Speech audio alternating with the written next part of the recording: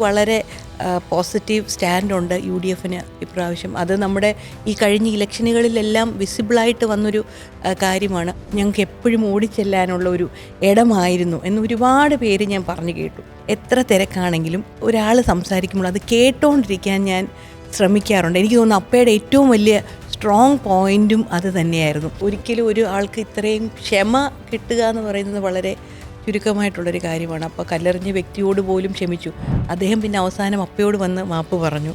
എല്ലാ രാഷ്ട്രീയ നേതാക്കന്മാരുടെയും മക്കൾ രാഷ്ട്രീയത്തിൽ വരുന്നില്ല. ചിലപ്പോൾ ഞങ്ങളുടെ വീട്ടിൽ തന്നെ നോക്കുകയാണ്, ചാണ്ടി രാഷ്ട്രീയമാണ് സെലക്ട് ചെയ്തത്.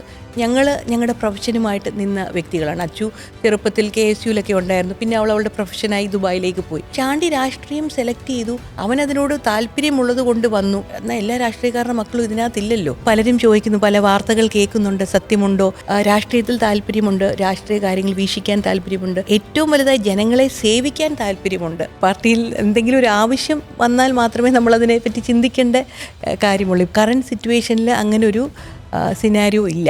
മതമേലധ്യക്ഷന്മാരുമായി ചർച്ചകൾ നടത്തുന്നത്, NSS ആസ്ഥാനത്ത് പോയത്, ദില്ലിയിൽ യാത്ര ചെയ്തു, ഇതൊക്കെ കൂട്ടി വായിക്കുകയാണ് എല്ലാവരും. അവരെന്നെ ക്ഷണിക്കുന്നതിൽ മറ്റൊരു കാര്യം, അപ്പയുമായിട്ട് അവർ നിലനിർത്തിയ ഒരു ബന്ധം, അപ്പയോടുള്ളൊരു സ്നേഹബന്ധം, ആ സ്വീകാര്യത, അത് മുമ്പോട്ട് കൊണ്ടുപോകണം എന്നുള്ള ഒരു ആഗ്രഹമുണ്ട് മകളെന്ന രീതിയിൽ.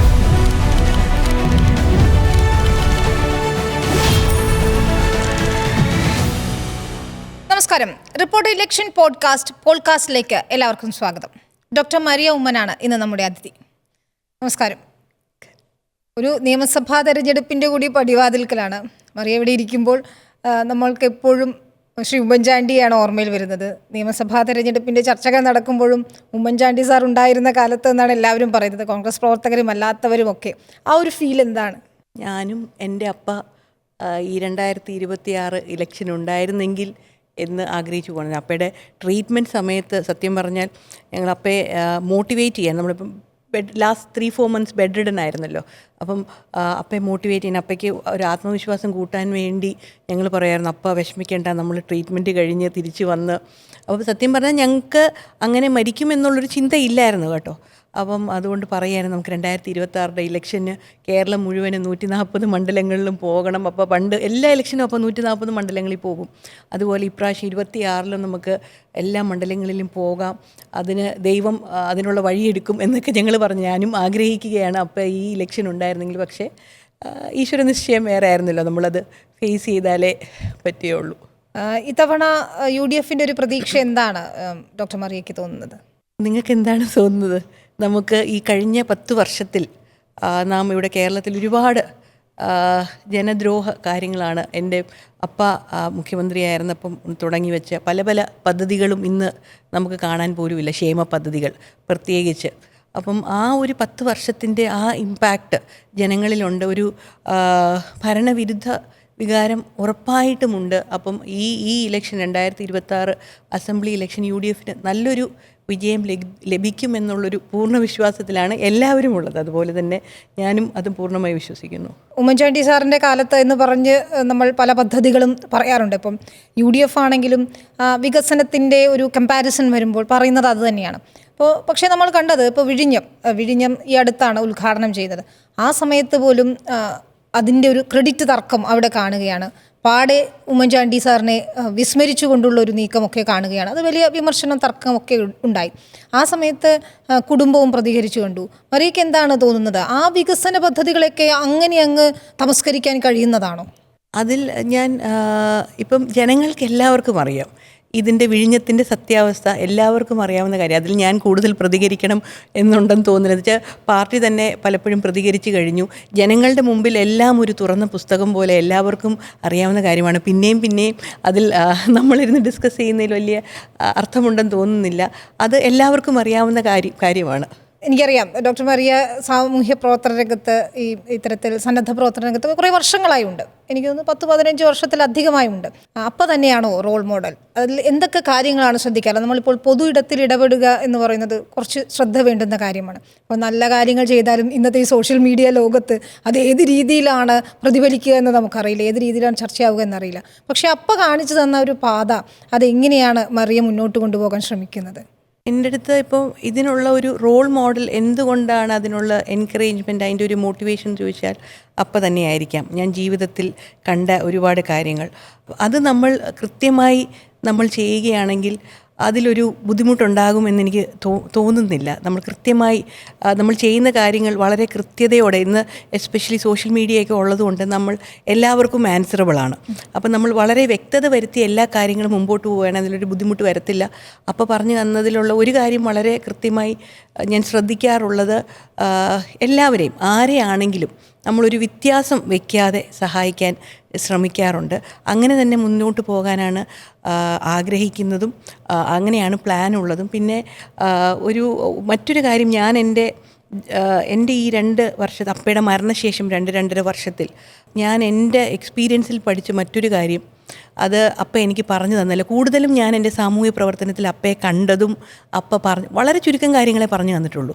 ആ പറഞ്ഞതും വെച്ചാണ് മുമ്പോട്ട് പോകുന്നതെങ്കിലും ഞാൻ മരണശേഷം മനസ്സിലാക്കിയ ഒരു വലിയൊരു കാര്യമുണ്ട്. അപ്പയുടെ മരണശേഷം ഒരുപാട് പേര് വന്ന്, ഞങ്ങൾക്കിപ്പം ഞങ്ങളുടെ കാര്യങ്ങൾ പറയാൻ ആരുമില്ല, ഞങ്ങളെ കേൾക്കാൻ ആരുമില്ല എന്ന് ഒരുപാട് ആളുകൾ, സാധാരണക്കാർ വന്ന്, അത് പൊളിറ്റിക്കൽ ബാക്ക്ഗ്രൗണ്ടുള്ളവരും അല്ലാത്തവരുമൊക്കെ ഒരുപാട് പേര് ഞങ്ങൾക്ക് എപ്പോഴും ഓടിച്ചെല്ലാനുള്ള ഒരു ഇടമായിരുന്നു എന്ന് ഒരുപാട് പേര് ഞാൻ പറഞ്ഞു കേട്ടു. അപ്പോൾ ഇന്ന് അതിൽ നിന്ന് ഞാനിപ്പോൾ എന്നെ കൊണ്ടാകാവുന്നതുകൊണ്ട് ആര് ഒരു ഫോൺ വിളിച്ചാലും, എത്ര തിരക്കാണെങ്കിലും വേറെ എന്തെങ്കിലും ചെയ്യുവാണെങ്കിലും, അത് ഒരാൾ സംസാരിക്കുമ്പോൾ അത് കേട്ടോണ്ടിരിക്കാൻ ഞാൻ ശ്രമിക്കാറുണ്ട്. എനിക്ക് തോന്നുന്നു അപ്പയുടെ ഏറ്റവും വലിയ സ്ട്രോങ് പോയിൻറ്റും അത് തന്നെയായിരുന്നു.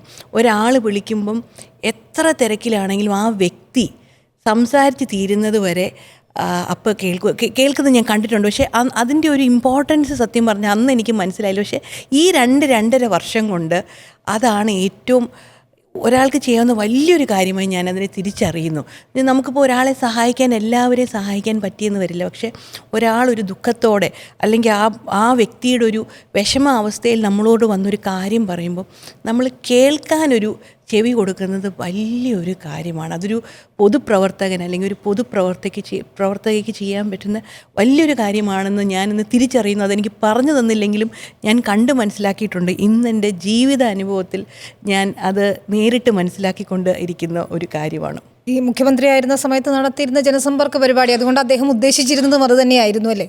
അതെ, സാധാരണ ജനങ്ങളുടെ, അത് ഓൺ ദ സ്പോട്ടായിരുന്നു അതിൻ്റെ സൊല്യൂഷൻ കൊടുത്തുകൊണ്ടിരുന്നത്. അങ്ങനെയുള്ള ഒരു സാധാരണക്കാർക്ക് വന്ന് കയറാനുള്ള ഒരു ഇടം, ജനസമ്പർക്കത്തിൽ ഒരുപാട് കാര്യങ്ങൾ സൊല്യൂഷൻ ആവുമായിരുന്നു. ഇപ്പം എൻ്റെ അടുത്ത് ഇപ്പോൾ ഒരു വ്യക്തി വരുമ്പോൾ എൻ്റെ അടുത്ത് പറയുന്ന 100 കാര്യങ്ങളിൽ ചിലപ്പോൾ 10 കാര്യങ്ങളെ എനിക്ക് ചെയ്യാൻ പറ്റത്തുള്ളായിരിക്കാം. പക്ഷെ അപ്പയ്ക്ക് അത്രയും വലിയ ആളായിരുന്നത് കൊണ്ട് 90 കാര്യം അപ്പയ്ക്ക് ചെയ്യാൻ പറ്റുമായിരിക്കും. എനിക്കൊരു 10 കാര്യമായിരിക്കും ചെയ്യാൻ പറ്റുന്നത്. പക്ഷേ ആ വരുന്നവരോടെല്ലാവരും നമുക്കൊരു ലിസണിങ് ഇയർ അതൊന്ന് കൊടുക്കാൻ പറ്റുവാണെങ്കിൽ അത് ഏറ്റവും വലിയൊരു കാര്യമായിട്ട് ഞാൻ ഇന്ന് മനസ്സിലാക്കുന്നു. എൻ്റെ അപ്പനിൽ നിന്ന് കണ്ടുപഠിച്ച ഒരു കാര്യം. ഒരുപക്ഷെ അവസാന നാളുകളിൽ ആശുപത്രി കൂടി ഉണ്ടായിരുന്ന ആളാണല്ലോ, അപ്പം എന്തെങ്കിലുമൊക്കെ ചെയ്തു തീർക്കാൻ ബാക്കിയുണ്ടെന്ന് അദ്ദേഹം പറഞ്ഞിരുന്നു? അങ്ങനെ പ്രത്യേകിച്ചൊന്നും പറഞ്ഞിട്ടില്ല. പക്ഷേ ഇന്ന് ഞാൻ പറഞ്ഞല്ലോ, തുടക്കത്തിൽ പറഞ്ഞ പോലെ ഇന്ന് എൻ്റെ അപ്പ ഉണ്ടായിരുന്നെങ്കിൽ എന്ന് ഞാൻ എപ്പോഴും എൻ്റെ അപ്പയെ ഓർക്കാത്തതായിട്ട് ഒരു ദിവസം പോലും ഇല്ല. ലാസ്റ്റ് ട്രീറ്റ്മെൻറ്റ് ഇരിക്കുന്ന സമയത്ത് എപ്പോഴും എന്നോട് പറയുന്ന, അപ്പയ്ക്ക് ലാസ്റ്റ് 3-4 മാസം സംസാരിക്കാൻ പറ്റത്തില്ലായിരുന്നു. അപ്പോൾ എൻ്റെ അടുത്ത് എപ്പോഴും പറയുമായിരുന്നു, ഞാനിപ്പോൾ എപ്പോഴെങ്കിലും വന്നിരിക്കുമ്പം ഇങ്ങനെ അപ്പയുടെ അടുത്തിരിക്കുമ്പോൾ ഞാനുണ്ട്, ഇങ്ങനെ ലിപ്സ് അനങ്ങുന്ന എനിക്ക് ഞാനുണ്ടെന്ന് എപ്പോഴും എൻ്റെ അടുത്ത്. അതെനിക്കൊരിക്കലും മറക്കാൻ പറ്റുന്ന ഞാനായിരുന്നു ആ ഒരു ലാസ്റ്റ് 4 months ഫുൾ ടൈം ഉണ്ടായിരുന്നു, ഞാനും അമ്മയും ഉണ്ടായിരുന്നു. അപ്പം അതെൻ്റെ മനസ്സിൽ എന്നുമുള്ളൊരു പിക്ചറാണ്. പക്ഷെ ഇന്ന് ഞാൻ ഈ അപ്പയുടെ മരണശേഷം 2.5 വർഷം കഴിഞ്ഞിട്ടും അപ്പം മനസ്സിലാക്കി പറഞ്ഞ ആ ഞാനുണ്ടിൻ്റെ അർത്ഥം ഞാൻ ഇന്ന് ഓരോ മണിക്കൂറും തിരിച്ചറിഞ്ഞുകൊണ്ടിരിക്കുന്ന വ്യക്തി. അപ്പം പറഞ്ഞതിൻ്റെ അർത്ഥം അങ്ങനെയാണ്. ജനങ്ങളിൽ നിന്ന് നമുക്ക് ലഭിക്കുന്ന ആ സ്നേഹം, അത് ആ പറഞ്ഞതിൻ്റെ അർത്ഥം അത്രയും ആളുകളുമായിട്ട് ആളുകളെ മനസ്സിലാക്കിയിരുന്നു. എൻ്റെ കാലം ശേഷമാണേലും ഞാനുണ്ട് എന്നിങ്ങനെ എപ്പോഴും പറയുമായിരുന്നു. വേറെ ഒന്നും പറഞ്ഞ് ഏൽപ്പിച്ചിട്ടില്ല. പക്ഷേ ഇങ്ങനൊരു കാര്യം, അത് എപ്പോഴും എന്നോട് പറയുമായിരുന്നു. ഏതൊരു സ്ഥലത്തെത്തിയാലും ഉമ്മൻചാണ്ടിയുടെ മകൾ എന്ന രീതിയിൽ അവർ നൽകുന്ന സ്നേഹവും സ്വീകാര്യതയുമാണ് മുമ്പോട്ട് നയിക്കുന്നത്. അവർക്കിടയിലൊക്കെ അദ്ദേഹം ഇപ്പോഴും ജീവിക്കുന്നു. അപ്പം ഞാനുണ്ട്, മോൾക്ക് ഞാനുണ്ട് എന്ന് പറഞ്ഞതിൻ്റെ അർത്ഥം മരിച്ചു കഴിഞ്ഞ് 2.5 വർഷം കഴിഞ്ഞും ഞാൻ ഇന്നും അത് അനുഭവിച്ചു കൊണ്ടിരിക്കുകയാണ് എന്നാണ് ഞാൻ പറയാൻ ഉദ്ദേശിച്ചത്. ഈ നിമിഷപ്രിയയുടെ ഒക്കെ കാര്യം അപ്പോഴും അദ്ദേഹം അല്ലേ അതെ അതെ ഇവിടുത്തെ ബാംഗ്ലൂർ പോകുന്നതിന് മുമ്പ് അവസാനം അപ്പോഴേക്ക് ന്യൂമോണിയ ആയിട്ട് തിരുവനന്തപുരത്ത് നിംസ് ആശുപത്രിയിൽ ആയിരുന്നു. അപ്പോൾ എപ്പോഴും നിമിഷപ്രിയയുടെ കാര്യത്തിൽ തുടക്കം തൊട്ടേ ഇടപെടുന്ന ഒരു വ്യക്തിയായിരുന്നു. അപ്പം ന്യൂമോണിയ ആയിട്ട് നിംസ് ആശുപത്രിയിലായിരുന്നപ്പോഴാണ് നമ്മുടെ പഴയ കേന്ദ്രമന്ത്രി വി മുരളീധരൻ വന്നിരുന്നു. അദ്ദേഹം അവിടെ അപ്പയെ കാണാൻ റൂമിൽ കയറിയപ്പോൾ റൂമിൽ അത് ഒരു സെമി ICU അതിൽ ഞാനാണ് നിന്നുണ്ട്. അപ്പം അതിൽ കയറിയപ്പോഴും അപ്പ സംസാരിക്കാൻ അപ്പം ബുദ്ധിമുട്ടുണ്ട്. അപ്പോഴും അദ്ദേഹത്തിനോട് പറഞ്ഞത് നിമിഷപ്രിയ. അപ്പം അദ്ദേഹം പറയുകയും ചെയ്തു, ഞങ്ങൾ എല്ലാം ചെയ്യുന്നുണ്ട്, എല്ലാ കാര്യങ്ങളും ചെയ്തു കൊള്ളാം എന്ന് പറഞ്ഞിട്ടാണ്. അപ്പം അത്രയും വയ്യാതെ ഇരിക്കുന്ന അവസ്ഥയിൽ പോലും അപ്പയുടെ മനസ്സിൽ നിമിഷം ഒരാൾ മരണം കാത്തിരിക്കുന്ന ഒരു വ്യക്തിയെ പറ്റിയുള്ള അപ്പയുടെ ഒരു ചിന്ത, അത് ഏത് ബുദ്ധിമുട്ടുന്ന ഒരു വ്യക്തിയെ പറ്റി എപ്പോഴും ഒരു ചിന്തയുണ്ടായിരുന്നു. അത് ഏറ്റവും വലിയൊരു എക്സാമ്പിളാണ് നിമിഷപ്രിയയുടെ ഇത്. എപ്പോഴെങ്കിലും അദ്ദേഹത്തോട് ഒരു പരിഭവം തോന്നിയിട്ടുണ്ടോ? നിങ്ങൾക്ക് വേണ്ടത്ര സമയം തന്നില്ല, അല്ലെങ്കിൽ കൂടെ നിങ്ങൾക്ക് വേണ്ട സമയത്ത് ഉണ്ടായില്ല, അങ്ങനെയൊക്കെ ഒരു തോന്നലുണ്ടോ? അതോ? എനിക്ക് ഒരിക്കലും തോന്നിയിട്ടില്ല. എനിക്ക് തോന്നുന്നില്ല അച്ഛനും ചാണ്ടിക്കും അങ്ങനെ ഉണ്ടായിരുന്നു. പറഞ്ഞിട്ടില്ലല്ലോ, അപ്പോൾ വളരെ കെയറിങ് ആയിട്ടുള്ള വ്യക്തിയായിരുന്നു. മക്കളോട് 3 പേരോട് എന്തായാലും ഭയങ്കര, അമ്മയും അങ്ങനെ തന്നെയാണ്. ഒരു ദിവസം എല്ലാ ദിവസവും അമ്മ എത്ര തിരക്കിലാണെങ്കിലും വിളിച്ചിരിക്കും. ഭയങ്കര കെയറിങ് ആയിരുന്നു. അപ്പം ഞങ്ങളോട് കൂടെ ഇല്ലെങ്കിലും എല്ലാ കാര്യങ്ങളും അന്വേഷിക്കും. നമുക്ക് വേണ്ട കാര്യങ്ങളെല്ലാം ദൂരത്തിരുന്നാണേലും ചെയ്ത് തന്നിരുന്നു. ഇന്ന് എനിക്ക് ഒരുപാട് ഇപ്പം ഒരു 4-5 വർഷം മുമ്പാണെങ്കിൽ തന്നെ ഞാനൊരു 7 മണി കഴിഞ്ഞിട്ട് വീട്ടിലെത്തിയില്ലെങ്കിൽ അപ്പോഴെന്നെ വിളിക്കും, മോൾ എവിടെയാണെന്ന് ചോദിച്ചിട്ട്. എന്നിട്ട് ഞാൻ അപ്പോൾ ദൂരെ എവിടെയെങ്കിലും ട്രാവലാണെങ്കിൽ, അല്ലെങ്കിൽ ഞാൻ ദൂരെ എവിടെയെങ്കിലും ട്രാവലാണെങ്കിൽ ഞാൻ റൂമിലെത്തി എന്ന് ഞാൻ ഒഫീഷ്യലായിട്ട് ട്രാവൽ ചെയ്യുമ്പം ഞാൻ ഹോട്ടലിൽ തിരിച്ചെത്തി എന്ന് എൻഷുർ ചെയ്തിട്ടേ അപ്പ കിടക്കത്തുള്ളൂ. അത് ചാണ്ടിയുടെ കേസിലും അങ്ങനെ തന്നെയാണ്. ചാണ്ടി ഡൽഹിയിലായിരിക്കുമ്പം ചാണ്ടി റൂമിലെത്തി എന്ന് ഉറപ്പാക്കിയിട്ടേ അപ്പോൾ ഉറങ്ങാൻ കിടക്കത്തുള്ളൂ. ഞങ്ങളുടെ ഓരോ മക്കളുടെ കേസിലും അങ്ങനെ. അന്ന് ഞാൻ ഇപ്പോൾ 7 മണി കഴിഞ്ഞപ്പം ചിലപ്പോൾ ഓഫീസിൽ നിന്നൊക്കെ ലേറ്റ് ആവും. 7 മണി കഴിഞ്ഞ് വിളിക്കും, ഞാൻ ഡിസ്റ്റർബ്ഡ് ആവുമായിരുന്നു. ഞാൻ പറയും, അപ്പം എനിക്ക് ഇത്രയും പ്രായമായില്ലേ, അപ്പം എന്തിനാ ഈ ടെൻഷൻ, ഞാനങ്ങ് വരും. അപ്പോൾ പിന്നെ അപ്പം ഒന്നും മിണ്ടാതെ പാവം അങ്ങ് ഫോൺ വയ്ക്കും. പക്ഷേ ഇന്ന് ഞാൻ ആലോചിക്കുമ്പം എന്നെ അങ്ങനെ വിളിക്കാനോ അന്വേഷിക്കാനോ ഒരാൾ പോലും ഇല്ല.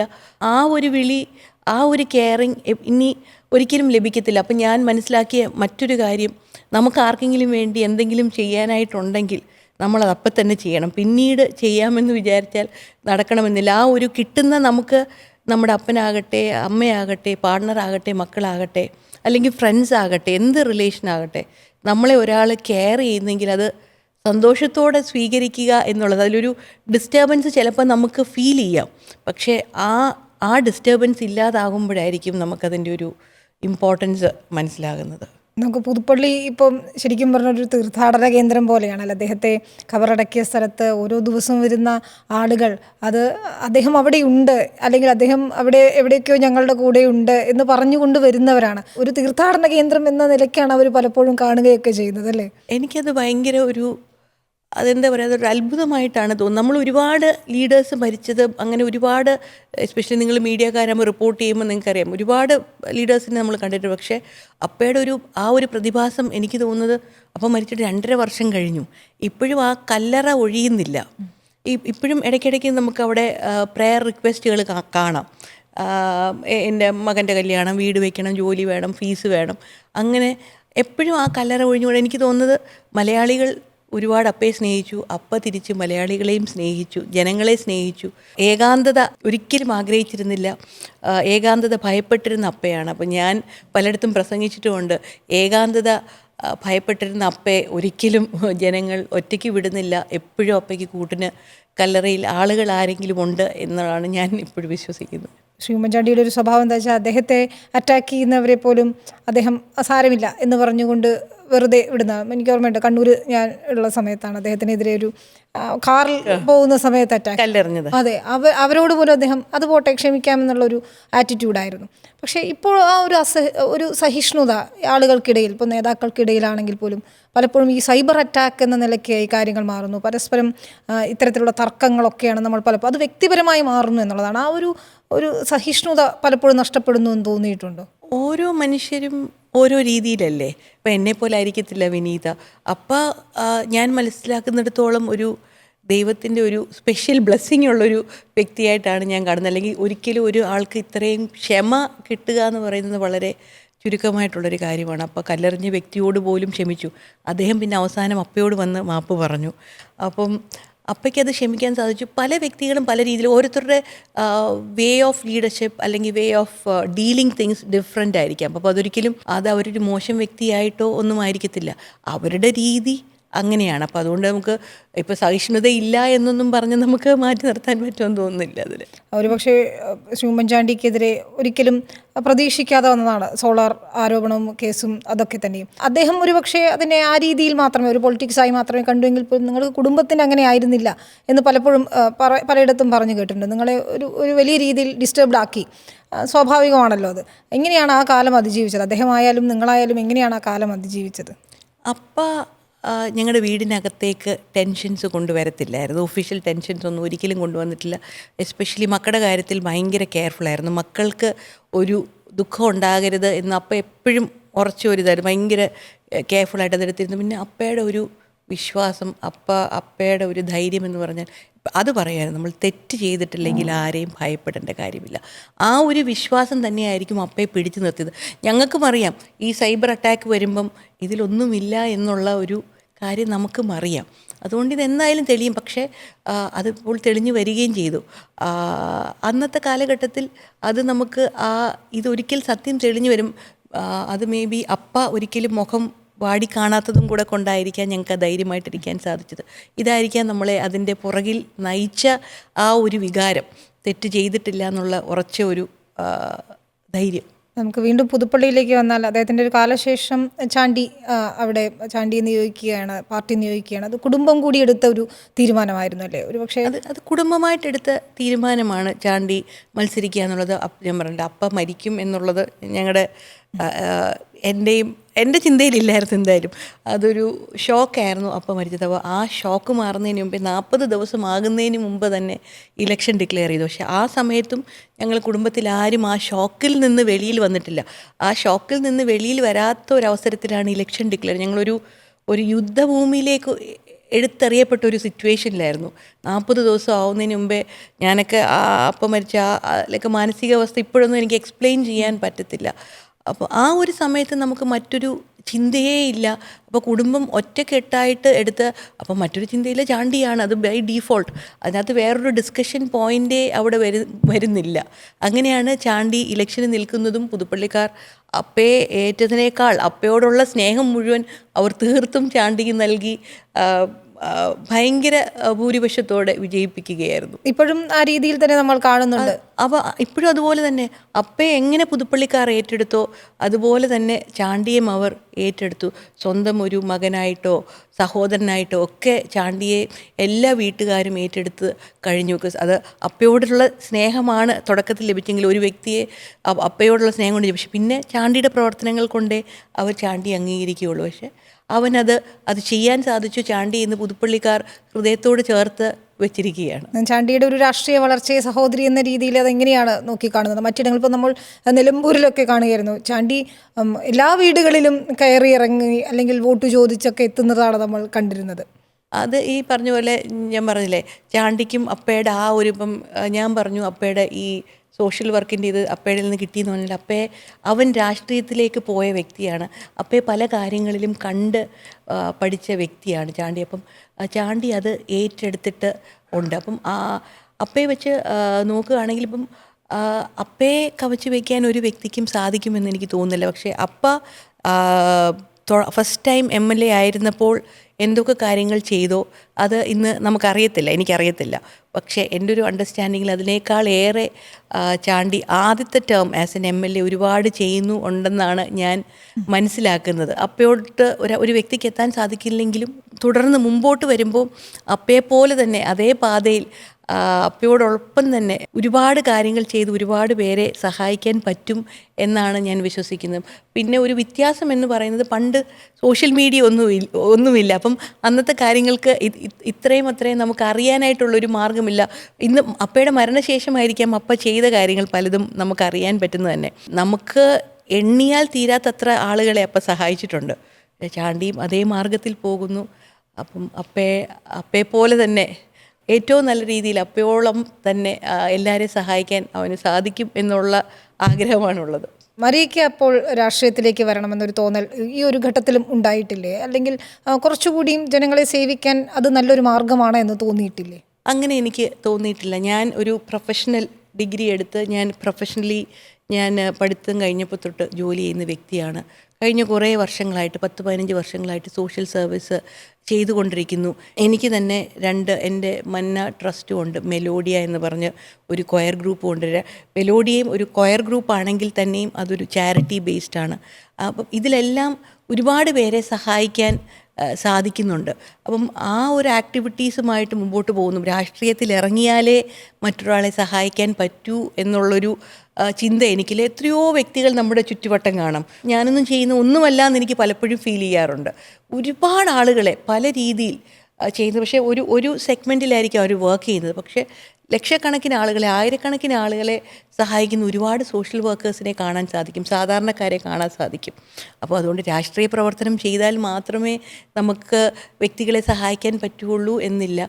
പക്ഷേ രാഷ്ട്രീയക്കാർക്ക് കുറച്ചുകൂടെ പോളിസി മേക്കേഴ്സ് ആയതുകൊണ്ട് അങ്ങനത്തെ കുറച്ചുകൂടെ സ്ട്രെങ്സ് അവർക്ക് കിട്ടും. വരുന്ന നിയമസഭാ തെരഞ്ഞെടുപ്പ് UDFനെ സംബന്ധിച്ചിടത്തോളം നിർണായകമാണ്. ഓരോ സീറ്റും പിടിക്കുക എന്നത് പ്രധാനപ്പെട്ടതാണ്. അപ്പം ചില സീറ്റുകൾ ഒരുപക്ഷെ പരമ്പരാഗതമായി ജയിക്കേണ്ടിയിരുന്ന സീറ്റുകൾ, അവിടെ ഡോക്ടർ മറിയ വന്നാൽ നന്നായിരിക്കും, ജയസാധ്യതയുണ്ട് കൂടുതൽ എന്ന് പറയുകയാണ് നേതാക്കളെങ്കിൽ, പാർട്ടി അത്തരമൊരു നിയോഗം ഏൽപ്പിക്കുകയാണെങ്കിൽ അതിന് കുടുംബത്തിൻ്റെ കൂടി ഒരു പിന്തുണയുണ്ടെങ്കിൽ അതൊരു സാധ്യതയായി പരിഗണിച്ചുകൂടെ, അല്ലെങ്കിൽ അത്തരമൊരു നിയോഗത്തെ സ്വീകരിച്ചുകൂടെ എന്നൊരു ചോദ്യം അപ്പോഴും അവിടെയുണ്ട്. പ്രത്യേകിച്ച് കാഞ്ഞിരപ്പള്ളിയിലൊക്കെ ഇപ്പോൾ സജീവമായി തന്നെ ഡോക്ടർ മറിയയുടെ പേരുകൾ കേൾക്കുന്നുമുണ്ട്. നിലവിലെ സാഹചര്യത്തിൽ ഞാൻ നേരത്തെ പറഞ്ഞല്ലോ, പല സ്ഥലങ്ങളിലും പരിപാടിക്ക് പോകാറുണ്ട്. അപ്പം ഇങ്ങനെ പല സ്ഥലങ്ങളിൽ ചെല്ലുമ്പോഴും നമ്മളോട് പലരും വന്ന് കൂടുതൽ ആക്റ്റീവ് ആകണം, മുമ്പോട്ട് വരണം എന്നൊക്കെ പറഞ്ഞ് നമ്മളെ ഒരുപാട് എൻകറേജ് ചെയ്യാറുണ്ട്. മുമ്പോട്ട് വരണം എന്ന് പറയുന്നത് അതൊക്കെ അത് അപ്പയോടുള്ള സ്നേഹമാണെന്ന് ഞാൻ തിരിച്ചറിയുന്നു. അതൊക്കെ വളരെ സ്നേഹത്തോടെ ഞാൻ സ്വീകരിക്കുന്നു. പക്ഷേ നിലവിലെ സാഹചര്യത്തിൽ ഞാൻ പറഞ്ഞതുപോലെ എൻ്റെ കരിയർ, എൻ്റെ മുമ്പിലുള്ള ഇപ്പോഴുള്ള എൻ്റെ സോഷ്യൽ ആക്ടിവിറ്റീസ്, അതുമായിട്ട് മുമ്പോട്ട് പോകാനാണ് ഇപ്പോഴുള്ള പ്ലാൻ. പിന്നെ അങ്ങനൊരു ആവശ്യവുമായിട്ട് വരികയാണെങ്കിൽ ആ സമയത്ത് എല്ലാവരുമായിട്ട് ചിന്തിച്ച് കുടുംബവുമായിട്ട് ഡിസ്കസ് ചെയ്തിട്ട് ഉചിതമായ ഒരു തീരുമാനം എടുക്കണമെന്നുള്ളതാണ്. അല്ലാതെ ഇപ്പോഴത്തെ സാഹചര്യത്തിൽ ഇങ്ങനെ തന്നെ പോകാനാണ് ഉദ്ദേശിക്കുന്നത്. ഒരുപക്ഷെ എനിക്ക് തോന്നുന്നു ഈ ചർച്ചകളൊക്കെ വരാൻ കാരണം മതമേലധ്യക്ഷന്മാരുമായി ചർച്ചകൾ നടത്തുന്നത്, NSS ആസ്ഥാനത്ത് പോയത്, ദില്ലിയിൽ യാത്ര ചെയ്തു, ഇതൊക്കെ കൂട്ടി വായിക്കുകയാണ് എല്ലാവരും. ഞാൻ കഴിഞ്ഞ ദിവസം കൊടുത്തൊരു ഇൻ്റർവ്യൂവിലും അത് ഞാൻ ക്ലാരിഫൈ ചെയ്തിരുന്നു. ഡൽഹി യാത്ര എന്ന് പറഞ്ഞത് ഞാൻ അതിൻ്റെ ഒരു പേഴ്സണൽ വിസിറ്റായിരുന്നു. ചാണ്ടിയും ഞാനും എൻ്റെ മകനും ഞങ്ങൾ 3 പേരും ഒരുമിച്ചാണ് ഡൽഹിക്ക് പോയതും ആ പരിപാടി സംബന്ധിച്ച് തിരിച്ചു വരികയും ചെയ്തത്. അപ്പോൾ ഡൽഹി യാത്ര അതിനെപ്പറ്റി അതൊരു പ്രൈവറ്റ് ഫങ്ഷൻ മാത്രമായിരുന്നു. പിന്നെ മതമേലധ്യക്ഷന്മാരെ കാണുക എന്ന് പറയുന്നത് ഞാൻ ചെയ്യുന്ന എല്ലാ പരിപാടികൾക്കും, സോഷ്യൽ ആക്ടിവിറ്റീസിന്, എൻ്റേതായിട്ട് ചെയ്യുന്ന സോഷ്യൽ ആക്ടിവിറ്റീസിനെല്ലാം എവിടെ ചെയ്താലും ആ പ്രാദേശികമായിട്ടുള്ള മതമേലധ്യക്ഷൻ, അവിടുത്തെ local MLA, MP, panchayat members, president, അങ്ങനെയുള്ള ആ ചുറ്റുവട്ടത്തുള്ള ആളുകളെയാണ് ഞാൻ വിളിക്കുന്നത്. അപ്പം അവരെ ഈ പരിപാടിയുടെ ഭാഗമായിട്ട് ക്ഷണിക്കാനായിട്ടാണ് പലപ്പോഴും കാണുന്നത്. അതോടൊപ്പം തന്നെ അവരുടെ പരിപാടികൾക്കും എന്നെ ക്ഷണിക്കാറുണ്ട്. ഞാൻ ചെയ്യുന്ന പരിപാടികളൊപ്പം തന്നെ ഒരുപാട് പരിപാടികൾക്ക് അവരെന്നെ ക്ഷണിക്കാറുണ്ട്. അങ്ങനൊരു സ്നേഹബന്ധം മുമ്പോട്ട് കൊണ്ടുപോകാൻ ഇതിലൊക്കെ ഏറ്റവും വലിയ ഇമ്പോർട്ടൻ്റ് ഒരു കാര്യം, അവരെന്നെ ക്ഷണിക്കുന്നതിൽ മറ്റൊരു കാര്യം, അപ്പയുമായിട്ട് അവർ നിലനിർത്തിയ ഒരു ബന്ധം, അപ്പയോടുള്ളൊരു സ്നേഹബന്ധം, ആ സ്വീകാര്യത, അത് മുമ്പോട്ട് കൊണ്ടുപോകണം എന്നുള്ള ഒരു ആഗ്രഹമുണ്ട് മകളെന്ന രീതിയിൽ. അപ്പോൾ ഇതെല്ലാം കൂടെ കൊണ്ടാണ് നാം കാണുന്നത്. എൻ്റെ പരിപാടികളിൽ ഏത് ശ്രദ്ധിച്ചാലും അല്ലെങ്കിൽ അവർ പല പരിപാടികളും കാണാൻ സാധിക്കും. ഇതൊക്കെ കൊണ്ടാണ് അവരെ കാണുന്നതും മിണ്ടുന്നതും അവരോടുള്ള സ്നേഹബന്ധം പുലർത്തുന്നതുമൊക്കെ. അല്ലാതെ അതിനപ്പുറമായിട്ട് അതിനൊരു ആ സ്വീകാര്യത രാഷ്ട്രീയത്തിലും കിട്ടില്ലേ ഡോക്ടർ മറിയ? ഞാൻ പറഞ്ഞല്ലോ, ഇപ്പോൾ രാഷ്ട്രീയത്തിൽ കിട്ടില്ലെന്ന് ചോദിച്ചാൽ എനിക്കിപ്പോൾ എൻ്റെ മുമ്പിൽ എൻ്റേതായ ഒരു പ്രൊഫഷനും എൻ്റേതായ ഒരുപാട് കാര്യങ്ങളും നിൽക്കുന്നുണ്ട്. അപ്പോൾ അതുകൊണ്ട് അങ്ങനൊരു രാഷ്ട്രീയം എന്നൊരു ചിന്തയിലേക്ക് വരേണ്ട ഒരു സാഹചര്യം ഉണ്ടായിട്ടില്ല. അതുകൊണ്ട് ഈ കാണുന്നതിനെ ഒന്നും രാഷ്ട്രീയവൽക്കരിക്കണം എന്നുള്ളൊരു അഭിപ്രായം എനിക്കില്ല. പക്ഷേ കോൺഗ്രസ് നേതാക്കളൊക്കെ ആയിട്ട് അടുത്ത ബന്ധം പുലർത്തുന്നില്ലേ അല്ലേ? അവരൊക്കെ എല്ലാവരുമായിട്ട് ഇപ്പം നോക്കുകയാണെങ്കിൽ പണ്ട് അപ്പയുള്ളതിനേക്കാൾ ഒരുപാട് പേരുമായിട്ട് ഇപ്പം അപ്പയുടെ മരണശേഷം ഇപ്പം നമുക്കൊരു വാക്യൂം ഫീൽ ചെയ്യേണ്ട എന്ന് വിചാരിക്കും. ഒരുപാട് പേര് നമ്മളെ കാണുകയും മിണ്ടുകയും പല സ്ഥലത്ത് അവരുടെ കാര്യങ്ങൾക്ക് ക്ഷണിക്കുകയും അവരോടൊപ്പം പരിപാടികൾ പോവുകയൊക്കെ ചെയ്യുന്നുണ്ട്. ഒരു വ്യത്യാസവും ഇല്ല പണ്ടത്തെ സ്നേഹബന്ധത്തിൽ. ഈ മക്കൾ രാഷ്ട്രീയം പലപ്പോഴും ചർച്ചയാവാറുണ്ട്. ചാണ്ടി വന്നപ്പോഴും ആ ഒരു ചർച്ച ഉണ്ടായിരുന്നു. ഇപ്പം കെ മുരളീധരൻ്റെയും പത്മജ വേണുഗോപാലിൻ്റെയൊക്കെ വിഷയം എടുത്തിട്ടുകൊണ്ടാണ് പലപ്പോഴും അത്തരം കാര്യങ്ങളൊക്കെ ചർച്ചയാവാറ്. യഥാർത്ഥത്തിൽ അങ്ങനെ ഒരു അനുഭവ സമ്പത്ത് ഇപ്പോൾ ശ്രീ ഉമ്മൻചാണ്ടി പകർന്നു തന്ന അല്ലെങ്കിൽ അദ്ദേഹത്തിൻ്റെ ജീവിതം കണ്ടു വളർന്ന മറിയയ്ക്കും ചാണ്ടിക്കും ഒക്കെ അതൊരു ഗുണപാഠം കൂടിയല്ലേ? അതൊരു ഗുണകരമല്ല എന്ന് നമുക്ക് വിലയിരുത്താൻ കഴിയില്ലല്ലോ അല്ലേ? ഞാൻ ചോദിക്കട്ടെ, ഇപ്പോൾ ഒരു ഡോക്ടർ നമ്മൾ ശ്രദ്ധിച്ചാൽ മനസ്സിലാകും മിക്കവാറും എല്ലാ ഡോക്ടേഴ്സിൻ്റെ മക്കൾ ഡോക്ടേഴ്സ് ആവുന്നത്. വക്കീലാകാൻ ആഗ്രഹിക്കും. ഈ ഫിലിം ആക്ടേഴ്സ് അല്ലെങ്കിൽ സിംഗേഴ്സ് ഏത് പ്രൊഫഷൻ നോക്കിയാലും ഒരുപാട് പേരും അവരുടെ മക്കളെ ആ പ്രൊഫഷനിലേക്ക് കൊണ്ടുവരാറുണ്ട്. ചിലർ മാറിപ്പോകുന്നവരുമുണ്ട്.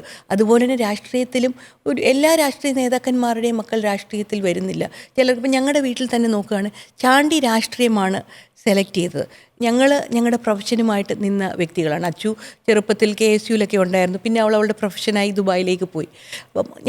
അപ്പോൾ ചാണ്ടി രാഷ്ട്രീയം സെലക്ട് ചെയ്തു. അവനതിനോട് താല്പര്യമുള്ളത് കൊണ്ട് വന്നു. അതിപ്പം ഏത് പാർട്ടി ആകട്ടെ എന്നാൽ എല്ലാ രാഷ്ട്രീയക്കാരുടെ മക്കളും ഇതിനകത്തില്ലല്ലോ. അവർക്ക് 2-3 മക്കളുള്ളതിൽ ചിലർ രാഷ്ട്രീയം തിരഞ്ഞെടുക്കുന്നു, ചിലർ അല്ലാതെ വേറെ പ്രൊഫഷൻ തിരഞ്ഞെടുത്തു പോകുന്നു. അവർക്ക് ഈ ജനസേവനം, ഈ രാഷ്ട്രീയം എന്ന് പറയുന്നത് ജനസേവനമാണ്. അതൊരു വളരെ ഒരു ദിവ്യമായ ഒരു കരിയർ എന്നാണ് പറയാനായിട്ടുള്ളത്. ജനങ്ങളെ സേവിക്കുക എന്നുള്ളൊരു ചെറിയ കാര്യമല്ല. ആ ഒരു എടുത്ത് മുമ്പോട്ട് വരുന്നൊരു വ്യക്തി അതിന് താല്പര്യമുണ്ടെങ്കിൽ അത് കൃത്യമായി ചെയ്തു പോകണം. അതൊരു പൊളിറ്റീഷ്യൻ്റെ മകനായതുകൊണ്ട് അവർക്ക് അതിന് അർഹതയില്ല എന്ന് പറയുന്നത് ശരിയായ കാര്യമാണോ എന്നൊരു അഭിപ്രായമുള്ള വ്യക്തിയാണ് ഞാൻ. അവർക്കതിൽ ചാണ്ടിക്ക് രാഷ്ട്രീയമായിരുന്നു താല്പര്യം. അതുകൊണ്ട് ചെറുപ്പത്തിലേ അവൻ രാഷ്ട്രീയത്തിലേക്ക് വന്നു. നമ്മളൊക്കെ നമ്മുടെ പ്രൊഫഷൻ നോക്കിപ്പോയി.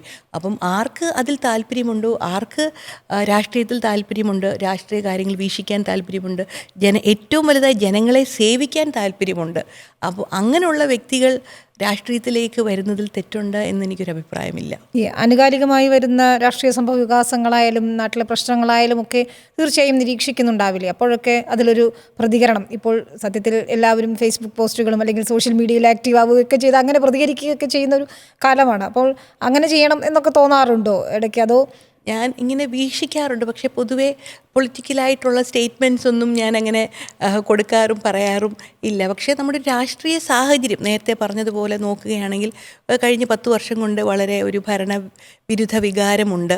അതുകൊണ്ട് തന്നെ UDFന് നല്ലൊരു പ്രതീക്ഷയാണ്. ഞാനൊരു പൊളിറ്റിക്കലായിട്ട് ഒരുപാട് സ്റ്റേറ്റ്മെൻറ്റ്സ് ഒന്നും അങ്ങനെ കൊടുക്കാറില്ല. പക്ഷേ നമുക്കൊരു വളരെ പോസിറ്റീവ് സ്റ്റാൻഡുണ്ട് UDFന് ഇപ്രാവശ്യം. അത് നമ്മുടെ ഈ കഴിഞ്ഞ ഇലക്ഷനുകളിലെല്ലാം വിസിബിളായിട്ട് വന്നൊരു കാര്യമാണ്. അതും കൂടെ അനലൈസ് ചെയ്ത് നോക്കുമ്പം നല്ലൊരു വിജയമാണ് കാണുന്നത്. സൈബർ ആക്രമണത്തെക്കുറിച്ച് പറഞ്ഞപ്പോൾ CPMൻ്റെ സംസ്ഥാന സെക്രട്ടറിയുമായി ചേർന്ന് നിൽക്കുന്ന ഒരു ഫോട്ടോ, അതൊരു ഫോട്ടോ മാത്രമായിരുന്നു. നമുക്കറിയാം പല നേതാക്കന്മാരെയും അങ്ങനെ കാണുകയൊക്കെ ചെയ്യുന്നുണ്ടാവും. സ്വാഭാവികമായും ഉമ്മൻചാണ്ടിയുടെ മകൾ എന്ന നിലയും ഡോക്ടർ മറിയയുടെ ഒക്കെ കാണുകയും സംസാരിക്കുകയൊക്കെ ചെയ്യുന്നത്. അത് പക്ഷേ വലിയ രീതിയിലൊരു സൈബർ അറ്റാക്കിങ്ങിലേക്ക് പോയി. അത് സത്യം പറഞ്ഞാൽ തിരുവനന്തപുരത്ത് നടന്ന ഒരു ടെന്നീസ് ടൂർണമെൻറ്റിൻ്റെ ഒരു പരിപാടിയായിരുന്നു. എൻ്റെ മകനൊരു ടെന്നീസ് പ്ലെയറാണ്. അപ്പം ആ പരിപാടിയിൽ വെച്ച് ഗോവിന്ദൻ മാഷ് അവിടെ മുഖ്യാതിഥിയായിരുന്നു. അദ്ദേഹം മുഖ്യാതിഥിയായി വന്നപ്പോൾ ഞാനും എൻ്റെ മകനും കൂടി നിന്ന് അദ്ദേഹവുമായിട്ടൊരു ഫോട്ടോ എടുത്ത് അത് ഫേസ്ബുക്കിൽ പങ്കുവെച്ചിരുന്നു. അതിനെതിരെയാണ് സൈബർ അറ്റാക്ക് ഉണ്ട്. പക്ഷേ അതിനെന്തിനായിരുന്നു സൈബർ അറ്റാക്ക് ചെയ്തതെന്ന് എനിക്ക് ഇപ്പോഴും വ്യക്തമല്ല. അതിനൊരു ഒരാഴ്ച മുമ്പ് അവിചാരിതമായി ഞാൻ വന്ദേ ഭാരത് ട്രെയിനിൽ വെച്ച് നമ്മുടെ തൃശ്ശൂർ MP സുരേഷ് ഗോപിയെ കാണാനിടയായി. അദ്ദേഹമായിട്ടുമുള്ളൊരു പടം ഞാൻ ഫേസ്ബുക്കിൽ പങ്കുവച്ചിരുന്നു. അതിനും ചെറിയ ചെറിയ കമൻറ്റുകൾ സാമൂഹ്യ മാധ്യമങ്ങളിലുണ്ടായിരുന്നു. പക്ഷേ ഇതൊക്കെ എല്ലാവരും ഈ പറഞ്ഞതുപോലെ നമ്മളൊരു സെലിബ്രിറ്റിയെ കാണുമ്പം അല്ലെങ്കിൽ ഒരു പരിപാടിക്ക് പോകുമ്പോൾ നമ്മൾ അങ്ങനെ ഫോട്ടോ ഇടുന്ന പതിവാണ്. പക്ഷെ അതിനൊരു സൈബർ അറ്റാക്ക് ചെയ്യണോ വേണ്ടയോ എന്നുള്ളത് ഓരോ വ്യക്തിയും ചിന്തിക്കേണ്ട കാര്യം. അതിപ്പം ഞാനതൊരു സ്റ്റേറ്റ്മെൻറ്റ്, അങ്ങനെ ഒരു സൈബർ അറ്റാക്ക് ഒരാളെ ചെയ്യണം എന്നുള്ളത് ഞാൻ തീരുമാനിക്കേണ്ട കാര്യമാണ്. അത് ഓരോ വ്യക്തികളും തീരുമാനിച്ച് ചെയ്യേണ്ട കാര്യം. പക്ഷേ അതിൻ്റെ മെറിറ്റ് നോക്കണം. നമ്മൾ അറ്റാക്ക് ചെയ്യാൻ പോകുമ്പോൾ അതിൽ മെറിറ്റുള്ള കാര്യത്തിനാണോ നാം അറ്റാക്ക് ചെയ്യുന്നതെന്നൊരു ചിന്ത നമുക്കുണ്ടായിരിക്കുന്നത് നല്ലതാണ്. അതിൽ ഞാനൊരു മെറിറ്റും കാണുന്നില്ല. ഏത് തിരഞ്ഞെടുപ്പ് വന്നാലും നമ്മൾ ആദ്യം കേൾക്കുന്നത് ഡോക്ടർ മറിയ, അച്ചു ഇവർ രണ്ടുപേരും സ്ഥാനാർത്ഥിയാകും. ഏതെങ്കിലുമൊക്കെ ഒരു മണ്ഡലത്തിന് നേരെ പേരുണ്ടാവും. രണ്ടാമത് ഇതാണ്, നിങ്ങൾ രണ്ടുപേരും ഒരുപാട് സൈബർ ആക്രമണത്തിന് ഇപ്പം പുതുപ്പള്ളി തെരഞ്ഞെടുപ്പിൻ്റെ സമയത്ത് പോലും ഒരുപക്ഷെ നിങ്ങൾ ആ ഒരു വിഷമത്തിലിരിക്കുന്ന സമയത്ത് പോലും അങ്ങനെയായിരുന്നു അല്ലേ? അതെ, അതിലിപ്പോൾ ഈ നേരത്തെ പറഞ്ഞതേ നമുക്ക് ആ അറ്റാക്ക് ചെയ്യുന്ന വ്യക്തികൾക്ക് അതിൽ നിന്ന് റിഫ്രെയിൻ ചെയ്യാൻ സാധിക്കുകയുള്ളൂ. അച്ചു ഒരു ഇൻഫ്ലുവൻസർ ആയിരുന്നു. അച്ചുവിൻ്റെ കരിയറുമായിട്ട് മുമ്പോട്ട് പോകുന്നത്. അപ്പം എന്തിനാണ് ആ ഒരു ഓരോരുത്തരുടെ പാഷൻ, ഓരോരുത്തരുടെ പ്രയോറിറ്റിയാണ് അവരുടെ കരിയർ സെലക്ഷൻ. അപ്പോൾ എസ്പെഷ്യലി ഞങ്ങളെ ഓരോരുത്തരെയും പൂർണ്ണ സ്വാതന്ത്ര്യത്തിലാണ് വളർത്തിയിരിക്കുന്നത്. നമുക്ക് നമ്മുടെ ഇഷ്ടമുള്ള കരിയർ ഓപ്ഷൻ നമുക്ക് സെലക്ട് ചെയ്യാമായിരുന്നു.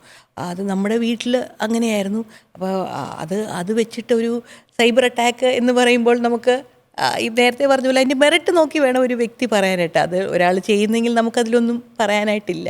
അന്ന് ചോദിച്ചിരുന്നോ അപ്പോൾ എപ്പോഴെങ്കിലും രാഷ്ട്രീയത്തിലേക്ക് വരുന്നോ അല്ലെങ്കിൽ അങ്ങനെ താല്പര്യമുണ്ടോ എന്ന് ചോദ്യം ചോദിച്ചിട്ടുണ്ടോ? കുട്ടികളോട് ഭാവിയിൽ എന്താവണമെന്ന് ചോദിക്കില്ലേ? അതുപോലെ ഒരു ചോദ്യം ഉണ്ടായിരുന്നു ഏതെങ്കിലും കാലഘട്ടത്തിൽ? അങ്ങനെ അപ്പം എന്താകണമെന്ന് ചെറുപ്പത്തിൽ വല്ലതും ചോദിച്ചിട്ടുണ്ടോ എന്ന് എനിക്ക് ഓർമ്മയില്ല. പക്ഷേ എന്നാലും പറഞ്ഞിട്ടുണ്ട്, നിങ്ങൾക്ക് ഇഷ്ടമുള്ള കരിയർ ജോലിയിൽ നിങ്ങൾക്ക് പോകാനായിട്ട് നിങ്ങൾക്ക് സ്വാതന്ത്ര്യമുണ്ട്. ഏതാണെന്ന് പറഞ്ഞാൽ മതി, അത് നിങ്ങൾക്ക് തിരഞ്ഞെടുക്കാം. ആർക്കെങ്കിലും രാഷ്ട്രീയത്തിലേക്ക് വരണമെങ്കിൽ വരികയും ചെയ്യാം. ഇത് ചെറുപ്പത്തിലുള്ള. പക്ഷേ അപ്പയിൽ നിന്ന് ഒരു ബെനിഫിറ്റും പ്രതീക്ഷിക്കരുത്.